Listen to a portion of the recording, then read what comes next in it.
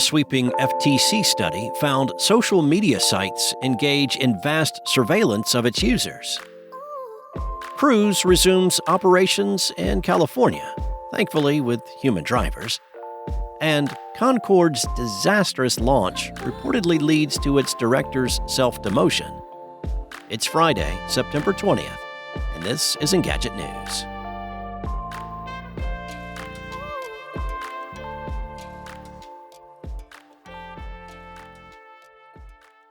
The FTC just published results of a sweeping study of social media sites that has been going on for 4 years. The organization said that many social media sites and streaming services engage in vast surveillance of consumers in order to monetize their personal information. This mass surveillance impacts adult users, but also children and teens. This isn't exactly surprising. After all, the old saying goes, if you're not paying for the product, you are the product. Still, the study suggests a level of surveillance that could shock even the most cynical among us. According to the FTC, these entities collect and indefinitely retain troves of data. The companies also engage in broad data sharing with woefully inadequate security measures. The report also found that some companies didn't delete all user data in response to deletion requests. That's not a good look. Additionally, some companies were found to be using privacy-invasive technologies like tracking pixels to facilitate advertising to users based on preferences and interests. But wait, there's more. The report found that users, and even non-users, had little or no way to opt out of how their data was used by automated systems like algorithms, data analytics, and AI. The FTC found that these companies employed different, inconsistent, and inadequate approaches to monitoring and testing the use of these automated systems. Finally, the report found that social media and video streaming services did not adequately protect children and teens on their sites. The study goes on to suggest that social media and digital technology as a whole contributes to negative mental health impacts on young users. This is nothing new, though some social media companies are putting tools in place to protect kids. Instagram just made it mandatory for teen accounts to include parental controls. The FTC says that all of these issues boil down to the profit models of the big social media and streaming companies. These business models mandate the mass collection of user data to monetize, especially through targeted advertising. This is in tension with privacy concerns as, well, privacy doesn't make money. The study concludes that self-regulation has been a failure. To that end, the FTC has issued several recommendations to help solve these problems. It wants Congress to pass comprehensive privacy legislation to limit surveillance and to offer baseline protections. It also wants social media and streaming companies to limit data collection and data sharing with third parties.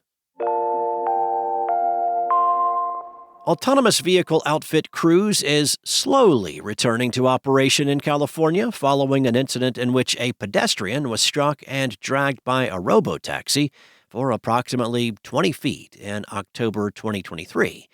The company posted on social media that it is reintroducing human-operated mapping vehicles to the streets in Mountain View and Sunnyvale. Its next stated goal is to progress to supervised testing with up to 5 AVs later this fall. The past year has not been a pretty picture for Cruise, which was acquired by GM in 2016. On October 2nd last year, a pedestrian in San Francisco was hit by a human driver who fled the scene, but the impact put her in the path of a Cruise driverless taxi that dragged her 20 feet and ultimately stopped on top of her leg. After the incident, Cruise was stripped of its license to operate autonomous vehicles in California. The company stopped all operations of both its driverless cars and its manned robotaxi service in order to engage in a comprehensive safety review. CEO Kyle Vogt resigned in November, followed by the exit of co-founder and chief product officer Daniel Kahn. GM announced plans to slash Cruise's funding and to restructure leadership based on external safety reviews. 9 more members of Cruise leadership were dismissed in December, and nearly a quarter of the company's workforce was also cut that month. The final blow was an investigation by the Department of Justice and the Securities and Exchange Commission in January, questioning whether the company failed to disclose additional details about the accident during reviews with regulators.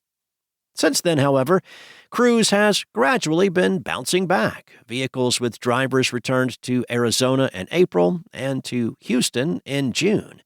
The reemergence in Texas was paired with an announcement that GM would invest $850 million into Cruise in support of its operational costs. Now it's rejoined the California market, if in an extremely attenuated capacity.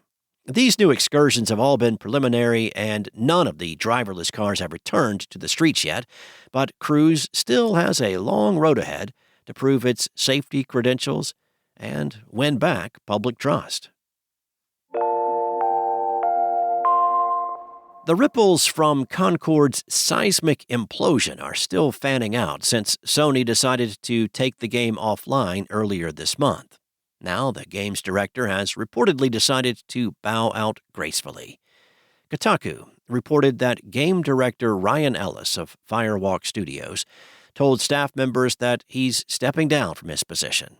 Ellis, who co-founded Firewalk after a stint as the creative director of Destiny 2, will remain with the studio, but only in a support role.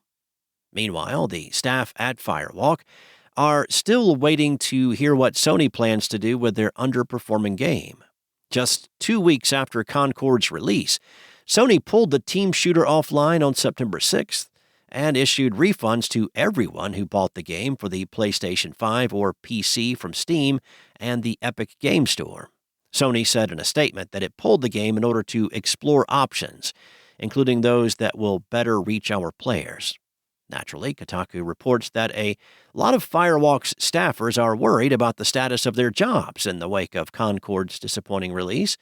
The extremely poor sales of Concorde make it one of the biggest bombs in industry history.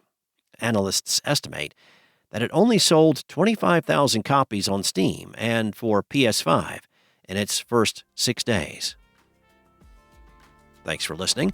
There's more to these stories and additional articles at Engadget.com. This episode featured journalism from contributors Lawrence Bonk, Anna Washenko, and Danny Gallagher, and was voiced and produced from the boutique sound studios of Spoken Layer.